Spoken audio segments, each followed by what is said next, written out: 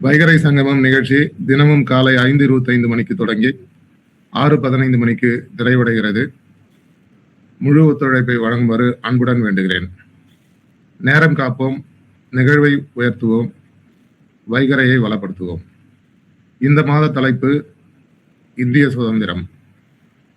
37வது நாள் வரவேற்பு மற்றும் அறிமுக உரை.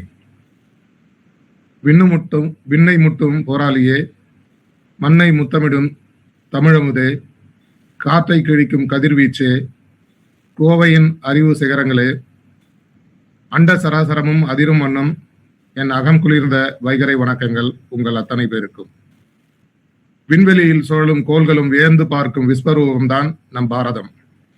ஆம், இந்த பேரண்டத்தின் பெருவெளியில் கோடான கோடி விண்மீன்களுக்கு நடுவே வசுதைவ குடும்பகம், அதாவது இந்த உலகமே என் குடும்பம், பிரபஞ்சத்தில் உள்ள அனைத்து உயிர்களும் சமம் என்ற உன்னத தத்துவத்தை உலகிற்கு போதித்த ஞான பூமிதான் நம் இந்தியா. சுதந்திரம் என்பது வெறும் காகிதத்தில் எழுதப்பட்ட சாசனம் அல்ல, அது லட்சோப லட்ச வீரர்களின் உயிர் மூச்சு காற்று. தன்னை பெற்ற தாயை விட பிறந்த நாடுதான் பெரிது என்பதனால்தான் மகாகவியின் பாரதி பொன்மொழிகளான ஆடுவோமே பல்லு பாடுவோமே ஆனந்த சுதந்திரம் அடைந்து விட்டோம் என்று இன்றும் நாம் கொண்டாடுவது சாதாரண சுதந்திர நாள் அல்ல, வைகறை சங்கமம், இருளை கிழித்து கொண்டு எழும் விடியலின் உன்னத சந்திப்பு. 1947 ஆகஸ்ட் 15 விடிந்த சுதந்திர பொழுதின் நாள் எப்படி இருந்திருக்கும் என்று சிந்தித்து பாருங்கள். அடிமைத்தனத்தின் வடுக்கள் மறைந்து புதியதொரு தேசத்தை கட்டியெழுப்பும் நம் முன்னோர்கள் ரத்தமும் வியர்வையும் சிந்தி உழைத்த காலம் அது. அன்று விதைக்கப்பட்ட அந்த விதைதான் இன்று விண்வெளி வரை கிளை பரப்பி வல்லரசாக நாம் உயர துணை புரிகிறது. இன்றைய பேச்சாளரின் படிப்பான BBA-CA என்ற இந்த துறையை இன்றைய உலகளாவிய இந்தியாவின் வளர்ச்சிக்கு ஏற்ப ஒரு புதிய கோணத்தில் நான் பார்க்கிறேன். B. போல்டு லீடர்ஷிப், அச்சமில்லாத துணிச்சலான உலகளாவிய தலைமை பண்பு. B. பவுண்ட்லெஸ் இன்னோவேஷன், எல்லைகளற்ற புதிய அறிவியல் கண்டுபிடிப்புகள். A. அடாப்டிவ் விஷன், மாறி வரும் உலகிற்கு ஏற்ப நம்மை மாற்றிக்கொள்ளும் தொலைநோக்கு.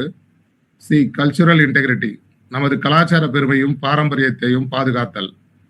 A. அட்வான்ஸ்டு டெக்னாலஜி, பிரபஞ்சத்தை ஆளும் அதிநவீன தொழில்நுட்பம். இது வெறும் வணிகமும் கணிதமும் கணினியும் அல்ல, நம் தேசத்தை உலக அரங்கில் முதன்மைப்படுத்த பயன்படும் வல்லமை வாய்ந்த ஆயுதம்.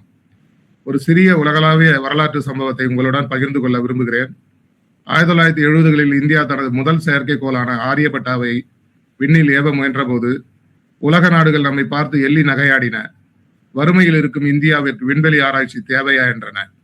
ஆனால் அதே இந்தியாதான் இன்று சந்திராயன் மூலமாக நிலவின் தென்துருவத்தில் கால்தடம் பதித்து முதல் நாடாக உலகை அண்ணாந்து பார்க்க வைத்திருக்கிறது. இந்தியாவின் தொழில்நுட்பமும் இறையாண்மையும் மனிதர்களுக்கு மட்டும் நன்மை செய்வதில்லை, இந்த பூமியில் உள்ள மரங்கள், செடி கொடிகள், பறவைகள், விலங்கினங்கள் அனைத்து உயிர்களுக்கும் இன்புற்று வாழ வழிகாட்டுகிறது. வரலாறு என்பது நேற்று எழுதப்பட்டதல்ல, அது இன்று நம்மால் உருவாக்கப்படுவது. இந்த வைகறை சங்கமத்தில் நாம் எடுக்கும் சபதம், அடுத்து வருகின்ற 2047 100வது சுதந்திர இந்தியாவில் இந்தியா உலகை ஆளப்போகிறது. தலைகுனிந்து அடிமையாய் வாழ்ந்த காலம் போச்சு, இனி தலை நிமிர்ந்து உலகை ஆளும் காலம் வந்தாச்சு. இது இந்தியாவின் நூற்றாண்டு.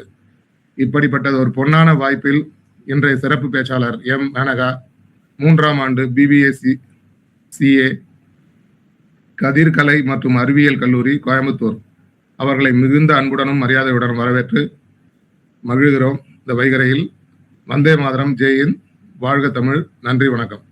Maneka, floor is yours. நன்றி ஐயா.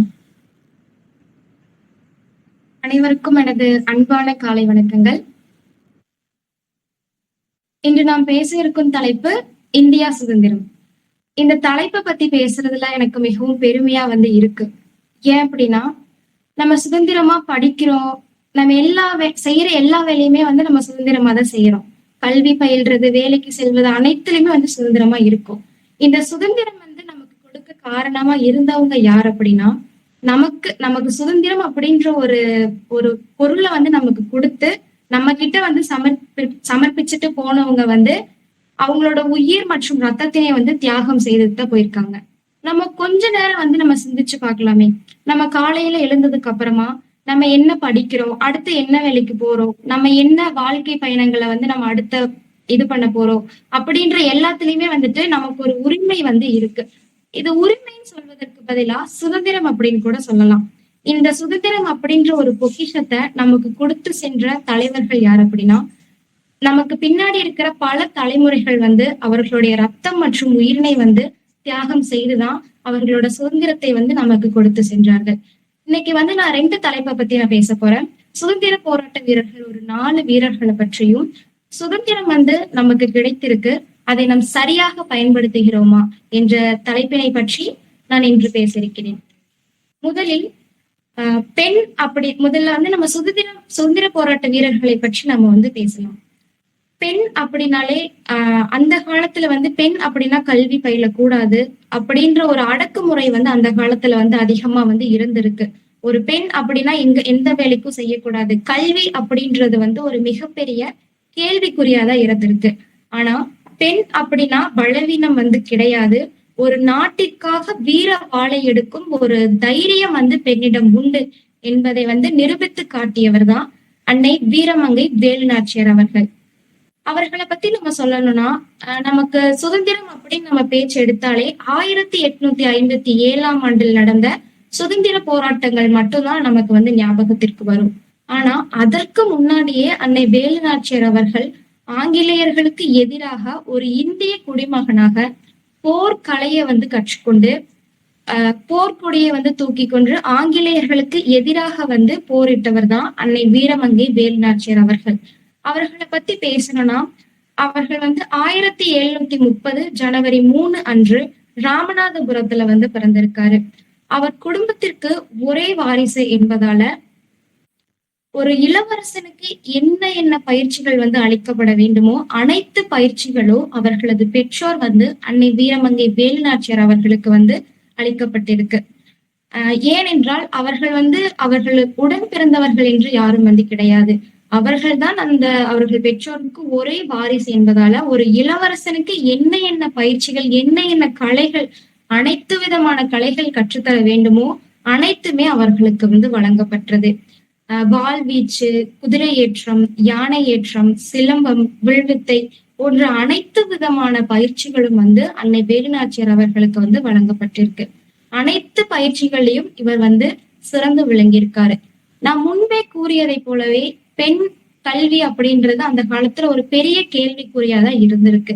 ஆனா அன்னை வேலுநாச்சியார் அவர்கள் அவ்வளவு கேள்விக்குறியா இருந்த கல்வியில நம்ம வேலுநாச்சியார் நிறைய மொழிகளை கற்றிருக்காங்க. அந்த காலத்துல கல்வி அப்படின்றது ஒரு மிகப்பெரிய கேள்விக்குறியா இருந்தும் கூட அன்னை வேலுநாச்சியார் அவர்கள் எவ்வாறு இவ்வளவு மொழியை கற்றுக்கொள்ள முடியும்? அவர்கள் இத்தனை மொழிகளை கற்றுக்கொண்டது நம்ம நாட்டிற்கு மிகவும் பெருமையானதுதான். அதில் தமிழ், சமஸ்கிருதம், தெலுங்கு, பிரெஞ்சு மற்றும் ஆங்கிலம் என போன்ற பல மொழிகளை புலமை பெற்று விளங்கியவர் தான் அன்னை வேலுநாச்சியார் அவர்கள்.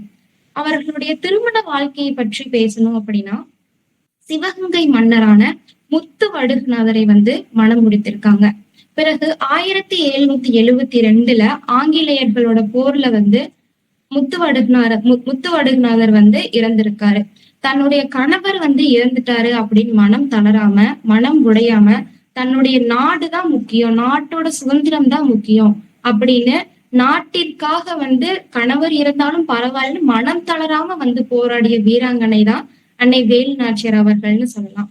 இவர் எடுத்தோடனே போர் செய்யல. 8 ஆண்டுகள் இவர் திட்டமிட்டிருக்காரு. அது மட்டும் இல்லாம தங்கிட்ட இருந்த படைகள் அனைத்தையுமே வந்து ஒன்றிணைத்து போராடி இருக்காரு. இவர்கிட்ட இருக்கிற படைபலம் மற்றும் பத்தாது என்ற காரணத்தினால மைசூர் மன்னரான ஹைதர் அலி கிட்ட வந்து உதவி கேட்டிருக்காங்க. ஆஹ் அவர் வந்து ஒரு பெண் வந்து நாட்டுப்பற்று இவ்வளவு இருக்கா, ஒரு பெண்ணிற்கு இருக்கா என்று அன்னை வேலுநாச்சியார் அவர்களை வந்து பாராட்டி தன்கிட்ட இருந்த பொருள் பலம், படைபலம், பொருளாதாரம் அனைத்துமே வேலுநாச்சியார் அவர்களுக்கு வந்து மைசூர் மன்னர் வந்து கொடுத்திருக்காரு. இவர் வந்து 8 ஆண்டுகள் வந்து திட்டமிட்டு தன்னுடைய பொறுமை மற்றும் யோசிக்கும் திறன் அனைத்தையும் வைத்து போராட்டத்துல வெற்றி பெற்றவர் தான் அன்னை வேலுநாச்சியார் அவர்கள்னு சொல்லலாம். அடுத்த தலைவர் குயிலி. இவரை பற்றி பேசும்போது நம் உடல் வந்து கண்டிப்பா வந்து மெய்சிலிர்த்து போகும். ஏன் அப்படின்னா குயிலி வந்து ஃபர்ஸ்ட் குயிலை பத்தி சொல்லணும்னா, அவர் வந்து வேலுநாச்சியார் அன்னையோட படை தளபதியா வந்து இருந்திருக்காங்க. அவங்க வந்து திட்டமிட்டது என்ன அப்படின்னா, ஆங்கிலேயர்களோட ஆயுத கிடங்குகளை வந்து அழிக்கணும் அப்படின்றதுதான் இவர்களோட ஒரு முக்கிய திட்டமா வந்து இருந்திருக்கு. இப்போ ஏன் அப்படின்னா, நம்ம கிட்ட இருக்கிற படைபலத்தை வச்சு அவர்களை வந்து அழிக்க முடியாது. அது மட்டும் இல்லாம அவர்கள் கிட்ட ஆயுதங்கள் வந்து நிறைய இருக்கு. ஆனா அவர்களோட ஆயுத கிடங்க வந்து நம்ம அழிக்கிறத நம்மளுடைய முதல் கோரிக்கையா வந்து இருக்கும் அப்படின்ட்டு அவர் வந்து நினைச்சிருக்காங்க. இதையெல்லாம் யோசிச்ச குயிலி அவர்கள் வந்து தன்னுடைய உடம்புல வந்து அவர்களே நெய்ய வந்து ஊற்றி தன்னோட உடம்புல தீயினை பற்றி கொண்டு அந்த ஆயுத கிடங்குகளை வந்து ஒரு நொடி கூட யோசிக்காம குதித்தவர் தான் குயிலி அவர்கள். அவர்கள் அந்த பொழுது குதித்ததுக்கு அப்புறமா அந்த கிடங்குல வந்து வெடிப்பு ஏற்பட்டு ஆயுத கிடங்கு ஒரே அடியா வந்து அழிஞ்சிருக்கு. வேலுநாச்சியாரோட வெற்றிக்கு முதல் காரணமா இருந்தது வந்து குயிலி அவர்கள் தான். வேலுநாச்சியார் அவர்கள் கிட்ட இருந்து நம்ம கத்துக்கிட்டது என்ன அப்படின்னா, தன்னம்பிக்கையா இருந்தா நம்ம எது வந்து செய்ய முடியும். ஒரு பெண்ணால ஒரு தலைமைத்துவத்தை வந்து கத்துக்க முடியும். நாட்டுப்பற்று அப்படிங்கறது வந்து நம்ம வார்த்தையால வந்து சொல்லக்கூடாது, நம்ம செயல்களால வந்து சொல்லணும் அப்படின்றத சொல்லியிருக்காங்க. இறுதியாக ஒரு ஒரு நம்ம ஒரு முடிவு எடுக்கிறோம்னா அது கண்டிப்பா திட்டமிடல் வேணும். பொறுமைன்றது வந்து ரொம்ப ரொம்ப முக்கியம். பொறுமையை வந்து கடைபிடிச்சதுனாலதான் இவர்கள் வந்து வெற்றி பெற்றிருக்காங்க. பொறுமை அப்படின்னு சொன்னா நமக்கு யார் முதல்ல ஞாபகத்துக்கு வருவாங்க? எந்த போராட்ட வீரர்கள் வந்து நமக்கு ஞாபகத்துக்கு வருவாங்க? மகாத்மா காந்தி அவர்கள் தானே வருவாங்க. ஏன்னா அவர் வந்து அகிம்சையின் மூலமா தான் வந்து நாட்டுக்கு வந்து சுதந்திரத்தை வந்து வாங்கி கொடுத்தாரு. மகாத்மா காந்தியோட எண்ணம் என்ன அப்படின்னா, போராடி வந்து வெற்றி கிடைக்கும், ஆனா வந்து அது ரொம்ப நாளைக்கு நிலைக்காது. அஹிம்சையால கிடைக்கிற வெற்றி தான் கடைசி வரைக்கும் இப்படின்னு இருக்கும் அப்படின்னு மகாத்மா காந்தி வந்து ரொம்ப நம்பினாரு. அதனால அவர்கிட்ட எந்த ஆயுதமுமே கிடையாது. ஆயுதம்னு சொல்லிக்கிற அளவுக்கு எதுவுமே கிடையாது. அவர்கிட்ட இருந்த ஒரு மிகப்பெரிய ஆயுதமே வந்து அஹிம்சை அப்படின்ற ஒரு ஆயுதம் தான்.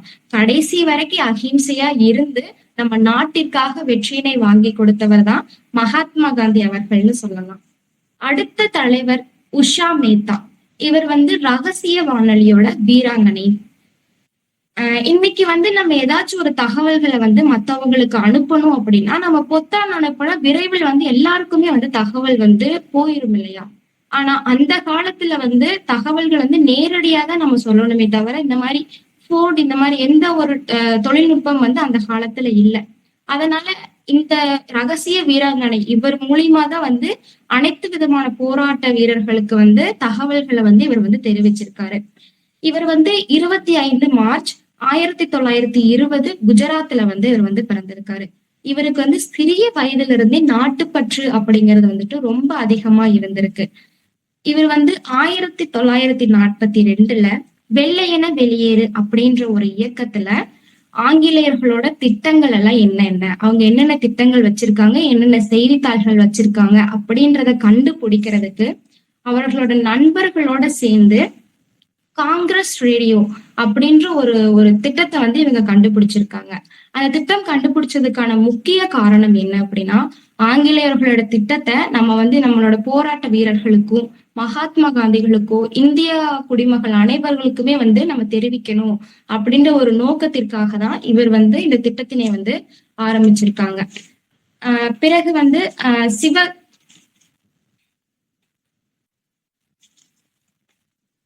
ஆங்கிலேயர்கள் வந்து அந்த வானொலியை வந்து சீக்கிரமா கண்டுபிடிச்சு உஷா மேத்தா அவர்களை வந்து கைது செஞ்சிருக்காங்க. கைது செஞ்சுட்டு ரொம்ப துன்புறுத்தி இருக்காங்க.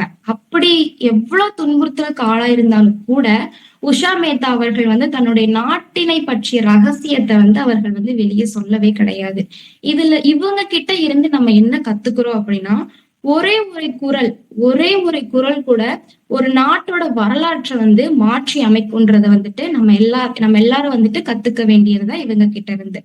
அடுத்ததாக அல்லூரி சீதாராம ராஜு. இவர் வந்து இந்திய காடுகள்ல வந்து வாழ்ந்த ஏழை மக்களுக்காக குரல் கொடுத்து தன்னுடைய நாட்டிற்காக உயிரை தியாகம் செய்த ஒரு இளம் போராட்ட வீரர் தான் சீதாராம ராஜு அவர்கள்னு சொல்லலாம். இவர் 1897 ஜூலை 7 அன்று ஆந்திர பிரதேசத்துல வந்து பிறந்திருக்காரு. இவர் போராட்டத்துல ஈடுபடுறதுக்கு முக்கிய காரணம் என்னவா இருக்கும் அப்படின்னா, இவர் இவர் மலைப்பகுதியில வந்துட்டு இவர் வந்து சேர்ந்தவர். அங்க இருக்கிறவங்க வந்து ரொம்ப வந்துட்டு கொடுமைப்படுத்திருக்காங்க ஆங்கிலேயர்கள் எல்லாம். என்னென்ன கொடுமைப்படுத்தினாங்க அப்படின்னா, அவங்களோட வளங்களை வந்து அவங்க பயன்படுத்த கூடாது, அந்த வளங்களுக்கு வந்து அவர்கள் வந்து வரி செலுத்தணும், மரங்கள் வந்து வெட்டக்கூடாது, ஆங்கிலேயர்களோட அடக்குமுறை, இது எல்லாமே வந்து அந்த பகுதியில வந்து ரொம்ப அதிகமா வந்து இருந்திருக்கு. இவர் வந்து யோசிச்சாரு, வளம் நம்முடையது, மண் நம்முடையது, நாம எதுக்கு வரி செலுத்தணும்? கரெக்ட் தானே? வளமும் அவங்களோடது, மண்ணும் அவங்களோடது. அவங்க எதுக்கு வந்து இவங்களோட வளத்துக்கு இவங்களோட மண்ணிற்கு எதுக்கு ஆங்கிலேயர்களுக்கு இவர்கள் எதுக்கு வந்து வரி செலுத்த வேண்டும்? அதனால இவர் வந்து ஒரு ஒரு திட்டத்தை வந்து யோசிச்சாரு. என்ன திட்டம் அப்படின்னா, ரம்பா கிளர்ச்சி அப்படின்ற ஒரு திட்டத்தினை வந்து இவர் வந்துட்டு யோசிச்சிருக்காரு.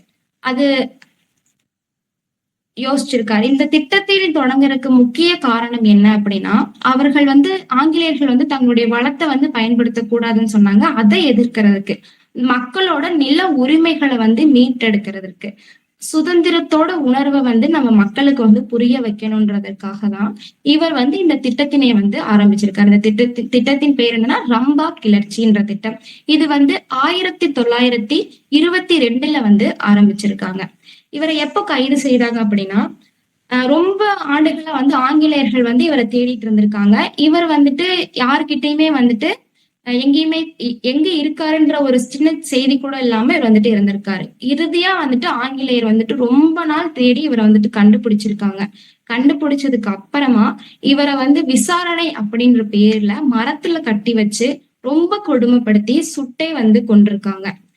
அப்படி இருந்தும் கூட இவர் வந்து போராட்டத்துல வந்து உயிரிழந்த வயசு என்ன அப்படின்னா 23. தன்னுடைய இளம் வயசுலயே தன்னுடைய நாடுதான் முக்கியம், நாட்டு பற்றுதான் முக்கியம், சுதந்திரம் தான் முக்கியம் அப்படின்னு நாட்டிற்காக உயிரை கொடுத்தவர் தான் சீதாராம ராஜுன்னு சொல்லலாம். இப்ப அடுத்ததாக இப்போ தலைவர்களை பத்தி நம்ம வந்து பேசி முடிச்சோம். சுதந்திரம் வந்து நமக்கு வந்து கிடைச்சிருக்கு. அதை வந்து நாம் சரியாக உணர்ந்திருக்கோமா என்றதை பத்தி தான் இப்ப வந்து நம்ம வந்து பேச போறோம். இப்போ ஃபர்ஸ்ட் நமக்கு சுதந்திரம் அப்படின்றத பத்தி நம்ம பேசணும் அப்படின்னா, சுதந்திரத்தோட அர்த்தம் வந்து நமக்கு தெரிஞ்சிருக்கணும். இப்ப சுதந்திரம் அப்படின்னா என்ன அப்படின்னா, ஆங்கிலேயர்கள் நம்ம நாட்டை விட்டு வெளியேறது மட்டும்தான் சுதந்திரமா? கண்டிப்பா கிடையாது. சுதந்திரம் என்ன அப்படின்னா, நமக்கு கரெக்டான கல்வி கிடைக்கிறது, வாக்களிக்கும் உரிமை, நமது கருத்தை வந்து வெளிப்படுத்துறது, இன்னும் சொல்லிட்டே போலாம். இது எல்லாமே தான் சுதந்திரம். ஆனா நம்ம வந்து இது எல்லாத்தையுமே வந்து கரெக்டா வந்து பயன்படுத்தி இருக்கோமா அப்படின்றத வந்து நமக்குள்ளேயே நம்ம வந்து ஒரு டைம் வந்துட்டு கேள்வி கேட்டு பார்க்கணும் அப்படின்றது வந்து என்னோட கருத்து. இப்போ ஆஹ்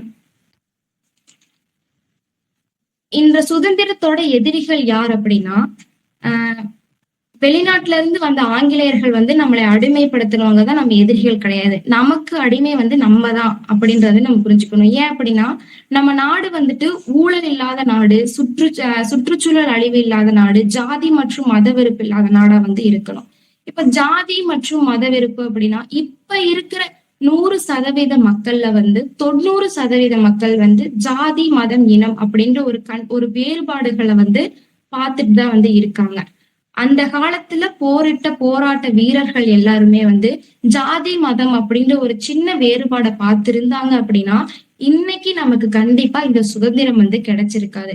அவங்களே யோசிக்காத போது அவங்க கொடுத்த சுதந்திரத்துல வாழ்ற நம்ம எதுக்கு ஜாதி மதம் அப்படின்ற ஒரு வேறுபாடுகளை பார்த்து வாழ வேண்டும்? அதனால நம்ம வந்து அடுத்த வர தலைமுறைகளுக்கு வந்து நம்ம சொல்லி புரிய வைக்கணும். ஜாதி மதம் அப்படின்ற ஒரு வேறுபாடு வந்துட்டு பார்க்காம இந்தியர்களாகிய அனைவரும் ஒரே குடிமகனாக தான் இருக்க வேண்டும் அப்படின்ற ஒரு கருத்தை வந்து அடுத்த தலைமுறைக்கு கொன்று செல்ல வேண்டியது வந்து நம்முடைய கடமையாக வந்து இருக்கிறது. அதை வந்துட்டு மாற்றணும். பிறகு ஊழல். ஊழல் அப்படின்னா லஞ்சம் கொடுப்பது, லஞ்சம் வாங்குவது. முதல்ல வந்து நம்ம லஞ்சம் வந்து கொடுக்கவே கூடாது. நம்ம கிட்ட லஞ்சம் வந்து கேட்டாங்க அப்படின்னா அவர்களை வந்து புகார் அளிக்க வேண்டிய இடத்துல புகார் அளிக்கணும். நம்மளே லஞ்சத்தினை வந்து கொடுத்து அவர்களை ஊக்குவிக்கிறது அப்படின்றது வந்துட்டு மிகப்பெரிய தப்பு. அதுவும் நம்ம நாட்டோட சுதந்திரத்தோட ஒரு எதிரிகளா தான் வந்து இருந்திருக்கு. காந்தியடிகள் என்ன கனவு கண்டாங்க? நம்ம நாடு வந்துட்டு வறுமை இல்லாத நாடா இருக்கணும், கல்வி வந்து அனைவருக்கும் கிடைக்கிற நாடா வந்து இருக்கணும், பசி இல்லாத நாடா வந்து இருக்கணும் அப்படின்றத நம்ம காந்தியடிகளோட கனவு. ஆனா இது எல்லாத்தையுமே வந்து நம்ம நிறைவேற்றி இருக்கோமா அப்படின்றது வந்துட்டு ஒரு மிகப்பெரிய கேள்விக்குறியாதான் இருக்கு. ஏன் அப்படின்னா நமக்கு தெரிஞ்சது இப்ப வந்து ஜாதி மதம் பாக்குறவங்க நமக்கு தெரிஞ்சவங்களை வந்து இந்த மாதிரி பார்க்க கூடாது அப்படின்னு நம்ம அடுத்த தலைமுறைகளுக்கு வந்து நம்ம கொண்டு சேர்க்கணும். ஊழல் பண்ணக்கூடாது, ஊழல் இல்லாத அரசுகளை வந்து உருவாக்குறதுக்கு நம்மளால முடிந்த என்னென்ன முயற்சிகள் வேணுமோ அதை வந்துட்டு எடுக்கணும். முக்கியமான விஷயம் வந்து மரத்தினை வந்துட்டு வெட்டுவது. அது வந்து மிகப்பெரிய ஒரு அழிவுன்னு தான் சொல்லலாம். இப்ப மரத்தினை வெட்டுறதுனால என்னென்ன ஒரு தீமைகள் வரும் அப்படின்றது வந்து கண்டிப்பா நம்ம இந்திய குடிமகனாகிய அனைவருக்குமே வந்து கண்டிப்பா தெரியும். தெரிஞ்சும் வந்து அவங்க ஏன் மரத்தை வந்துட்டு வெட்டுறாங்க? எதற்கு வெட்டணும்? மரம் வெட்டுறதுனால எவ்வளவு வளம் வந்து அழியும். நம்ம போராட்ட வீரர்கள் வந்து நமக்கு கொடுத்த சுதந்திரம் அப்படின்ற ஒரு பொக்கிஷம் நம்மளே வந்து அழிச்சிட்டு இருக்கோம். நம்ம வந்து அடுத்த தலைமுறைக்கு அதை வந்து கரெக்டா கொண்டு சேர்க்கணும் அப்படின்றது வந்துட்டு ஒரு மிகப்பெரிய கேள்வியாக இருக்கு. அதனால ஒரு வளத்தினை வந்துட்டு பாதுகாப்பது அப்படின்றது நம்ம குடிமகன் வந்துட்டு இருக்கு அப்படின்றத வந்து நான் வந்து சொல்றேன். அடுத்தது இன்றைய இளைஞர்களோட பொறுப்பு. அவங்க என்ன செய்யணும் அப்படின்னா துப்பாக்கி எடுத்து போராடணும் அப்படின்ற எந்த அவசியமும் வந்துட்டு கிடையாது.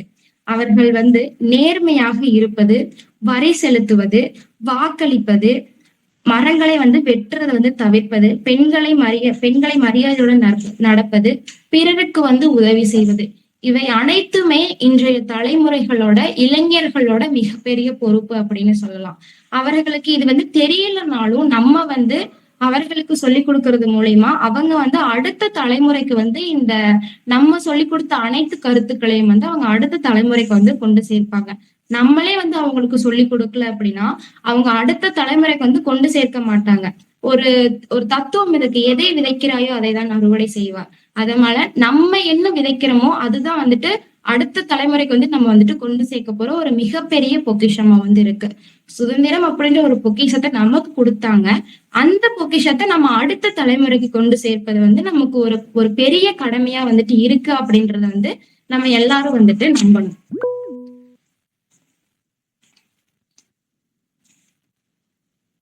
இறுதியாக ஒரு திருக்குறள். எண்ணி துணிக கருமம் துணிந்த பின் எண்ணுவம் என்பது இழுக்கு. இதோட பொருள் என்ன அப்படின்னா ஒரு செயலை செய்வதற்கு முன்னாடி நன்கு சிந்திக்க வேண்டும்.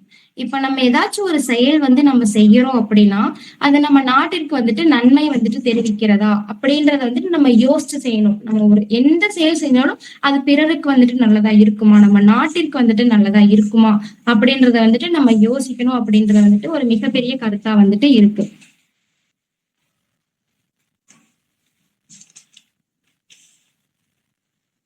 இறுதியாக சிறிய வரிகளுடன் எனது உரையினை வந்து முடிக்கிறேன். சுதந்திரம் என்பது நம் முன்னோர்கள் எழுதி முடித்த வரலாறு அல்ல, ஒவ்வொரு தலைமுறையும் பொறுப்புடன் தொடர்ந்து எழுத வேண்டிய ஒரு புதிய அத்தியாயம் என்று கூறி எனது உரையினை முடிக்கிறேன். நன்றி. ஜெய்ஹிந்த்.